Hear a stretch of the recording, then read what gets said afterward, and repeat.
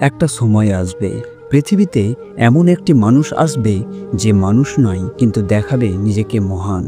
তার ডান চোখ থাকবে অন্ধ, তার কপালে লেখা থাকবে কাফির, কিন্তু শুধুই সেই মানুষই দেখতে পাবে যার হৃদয়ে থাকবে ঈমান। তার নাম দাজ্জাল।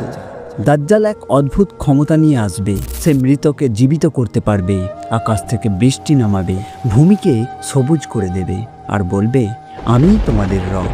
মানুষ তাকে দেখে বিশ্বাসও করবে, অনেকেই আবার সেজদাও করতে থাকবে। কিন্তু তারপরেই এক যুবক দাঁড়িয়ে যাবে। সে বলবে, তুই আমার রব হতে পারিস না, কারণ আমার রব কখনো মরে না।